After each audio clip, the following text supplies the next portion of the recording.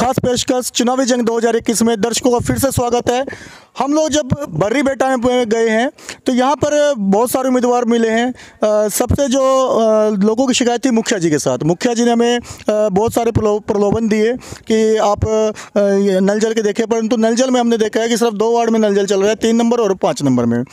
तो वो जनता की जो राय थी कि मुखिया जी के बारे में कि यहाँ पर सुविधाएँ नहीं है, मूलभूत सुविधाओं का अभाव है, नल जल नहीं चल पाता, सिर्फ 11 वार्ड में से सिर्फ 2 वार्ड में ही नल जल चल रहे हैं। तो यहाँ पे एक उम्मीदवार हैं जो जनता के हितैषी भी हैं और जनता के बीच में लोकप्रिय भी हैं। तो बड़े मुश्किल से उन उम्मीदवार से आज मिलने का मौका मिला है। तो आइए उनसे मिलते हैं, उनसे बातचीत करते हैं। ऐसे क्या कारण है कि ये पंचायत पिछड़ा पंचायत रह चुका है और आने वाले समय में आप मुखिया जब बन जाएंगे तो कौन कौन सी ऐसी सरकार की नीतियां हैं जो लागू करेंगे और वो नीतियां सिर्फ कागजों तक नहीं और जनता तक भी पहुंचेगी। तो आइए मिलते हैं उम्मीदवार जी से। नमस्कार सर। जी नमस्कार। आपका शुभ नाम? कुंदन कुमार।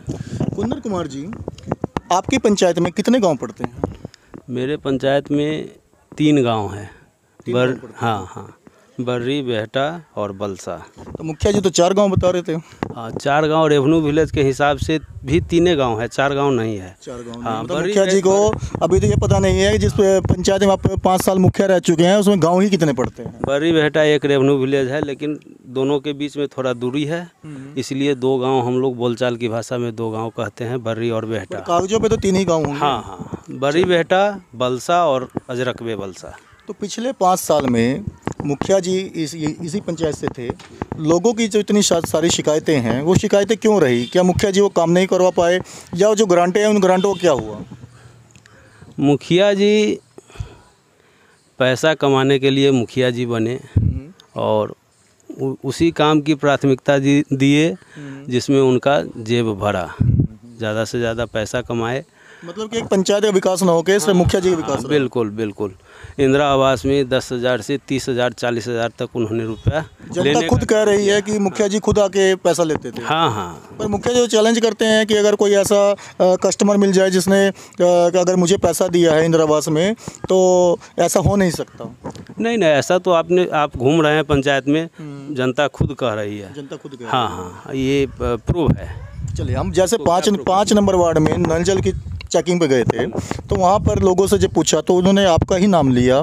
तो ऐसे क्या कारण है कि आप किसी पद पे भी नहीं है फिर भी लोगों के बीच इतने लोकप्रिय हैं? हम एक समाज सेवी हैं, पद पर रहें न रहें, मैं किसी के सुख दुख में हमेशा साथ रहा हूँ। मैं 5 साल 11 से 16 तक मुखिया भी रहा था। उसमें मेरी कार्यशैली लोगों ने देखी है। मेरे समय में किसी को 50 पैसा यहाँ से ब्लॉक अनुमंडल तक नहीं लगा, किसी काम में नहीं लगा। हमारे यहाँ की कोई भी पब्लिक अगर ब्लॉक में गई तो उसका सम्मान हुआ कि बड़ी बेटा का पब्लिक आ गया है, जनता आ गया है, इसके साथ सम्मान के साथ बात किया जाए।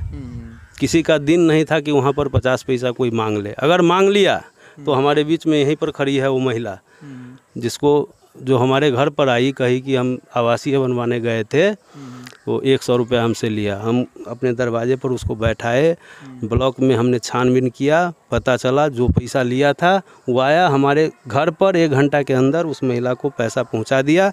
1 घंटा के अंदर में ही पैसा रिकवरी हम करा दिए। तो हम उस तरह से मुखियागिरी किए थे, हम उस तरह से सेवा किए थे। हर घर को हमने, हर गरीब परिवार को जो BPL में आते थे उनको मैंने वृद्धा पेंशन देने का काम किया और मेरे काम की क्वालिटी जो थी अच्छी थी। आज भी मेरा काम बोलता है कहीं भी, और यही सब कारण। आप मुखिया रहे तो जैसे आज की तारीख में हमें पता चलता है कि राशन डीलर सामान भी कम तोलता है, पैसे भी ज़्यादा लेता है। क्या आपके समय भी ऐसा रहता था?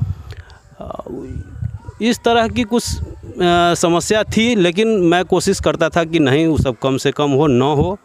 लेकिन जहाँ भ्रष्टाचार है, मेरे एक चाहने से मतलब 100% मैं उसको ख़त्म नहीं कर सका था, लेकिन बहुत हद तक वो ख़त्म था। और मेरे अंदर जितना भी काम था उसमें किसी को 50 पैसा नहीं लगा था। जैसा कि हमें यहाँ से पता चला है, मुखिया जी ने बताया कि 12,000 की आबादी है यहाँ पर और वोटर भी बहुत ज़्यादा है, परंतु जिस हिसाब से हम देख रहे हैं कि इतनी बड़ी पंचायत में इतनी सारी मूलभूत सुविधाएं हैं, नालियों की सुविधा कि आपका बाढ़ क्षेत्र वाला एरिया है पर नालियों के यहाँ प्रावधान नहीं है, इसका क्या कारण है? नालियों का प्रावधान सरकार तो उसके लिए उचित धन मुहैया करा रही है। अब जो जनप्रतिनिधि थे वो नहीं बनाए, नालियों में पैसा कहाँ गया सर? अब कहाँ गया सो वो जवाब देंगे। वो जवाब देंगे। चलिए, आपके पंचायत में अगर शिक्षा के स्तर की बात करें तो शिक्षा का स्तर कैसा है? स्कूलों की व्यवस्था कैसी है? स्कूलों में मूलभूत कौन कौन सी सुविधाएं हैं? स्कूल के पास तो हर स्कूल के पास भवन है, किसी के पास बाउंड्री नहीं है, गेट नहीं है, ये सब है, कुछ अभाव है। उस पर अगर ध्यान दिया जाता तो शायद वो अभाव सब दूर हो गया रहता। जैसा कि हमने आज चेकिंग करी थी तो एक स्कूल जो मिडिल स्कूल है हमारे पीछे ही है, तो यहाँ पर 5 अध्यापक हैं जो 8वीं तक के स्कूल को पढ़ाते हैं, परंतु 5 अध्यापक के बस का भी 8वीं तक का स्कूल नहीं पढ़ाना है। परंतु जब चेकिंग करी तो वहाँ पर सिर्फ 1 अध्यापक थे, 4 नदारत थे। तो क्या ये हमेशा ऐसा रहता है कि आज ही ऐसा रहा? तो हमेशा हमारे समय में तो ऐसा नहीं था, मतलब अभी हमेशा है? हाँ अभी अब है। आज जैसे आप बता रहे हैं तो पता चला कि नहीं है। ऐसे भी सुनने में आता था कि हाँ ये कमी सब रहती है। स्कूल के अंदर जैसे दिखाया जा रहा है कि भैंस, स्कूल के जो कमरे हैं उसमें भैंस बांधे जा रहे हैं। जी जी, ये उदासीनता है यहाँ के जनप्रतिनिधि की, उनको इसका ख्याल रखना चाहिए। और सड़कों पर जब जाते हैं तो यहाँ खुले में शौच के प्रावधान है। क्या यहाँ पर टॉयलेट की योजनाएं नहीं दी गई? मुखिया जी तो कह रहे हैं कि 1200 टॉयलेट हमने दिए हैं, परंतु जब सड़क पर चलते हैं तो लगता नहीं कि यहाँ पर टॉयलेट है कहीं। 2016 में जब मैं मुखिया था उस समय ये शौचालय योजना जो है भारत सरकार का वो प्लान आया था, उसके तहत हमने काम शुरू करवाया था। उस बीच में चुनाव हुआ, मैं चुनाव हार गया। उस समय मैं सारे सड़क की सफाई करवाया था, हर जगह मॉनिटरिंग हो रहा था, कहीं भी कोई सड़क पर शौच नहीं करता था। शौचालय निर्माण भी मैंने शुरू करवा दिया था, लोगों को मोटिवेट करा के कि नहीं ये सब गलत है, आप लोगों को स्वच्छता का ख्याल रखना चाहिए। ये सब हुआ, लेकिन कुछ खास कारण से नहीं चल पाया। और जैसा कि जनता बता रही है कि टॉयलेट योजना में भी घूस का प्रावधान है। हाँ। इसमें कितनी सच्चाई है? एकदम सही है। इस 5 साल में तो जनता के नस से खून निकाल लिया गया है। 12,000 रुपये में से 1200 टॉयलेट दिए हैं इन्होंने, 2 या 3 हज़ार रुपये घूस लिया जा रहा है। निश्चित। और 1200 क्या, वो बहुत कागज़ पर ही फर्जी पैसा निकासी हो गया है। हाँ। और नल जल की व्यवस्था देखिए, सिर्फ 2 वार्ड में नल जल चल रही है, बाकी वार्ड में नल जल नहीं है। क्या वहाँ पे नल जल नहीं लगे हैं या नल जल लगने के बाद भी वहाँ पे नल में पानी नहीं? वो नल जल लगा ही नहीं है, अधूरा काम हुआ, पैसा का लूट खसोट हो गया, पैसा निकाल लिया गया, कागज़ पर काम दिखा दिया गया। 2 वार्ड में एक वार्ड मेंबर जो मुखिया का बागी है वो ज़बरदस्ती अपने हिसाब से काम कराया, तो उसका काम अच्छा है। वार्ड नंबर 3 में वहाँ पानी सही सलामत निकल रहा है। एक वार्ड नंबर 5 में और पानी चल रहा है, जैसा मुझे जानकारी है और देखा भी है। वार्ड मेंबर से पता चला कि मुखिया जी ने ज़बरदस्ती उनसे पैसा लिया, ज़बरदस्ती अपने आप ही काम किया। वार्ड मेंबर को वहाँ पूछा भी नहीं गया। कितना वार्ड में? 5 नंबर वार्ड। हाँ, 5 नंबर वार्ड में भी ऐसा ही हुआ, लेकिन पर आपकी लोकप्रियता सबसे ज़्यादा है। हाँ जी। चलिए, 2021 का चुनाव आने वाला है, 6 या 7 दिन रह चुके हैं। आपने अपने चुनाव में कौन से मुख्य एजेंडे रखे हैं, वो हमारे दर्शक जानना चाहते हैं। मेरे एजेंडा में है कि भ्रष्टाचार मुक्त करेंगे और सरकारी योजना जो भी है, जो आम लोगों के लिए आती है, उस योजना को धरातल तक पहुंचाना, सबसे नीचे खड़े व्यक्ति के, निचले पायदान पर खड़े व्यक्ति के पास पहुंचाना, ये मेरी प्राथमिकता है।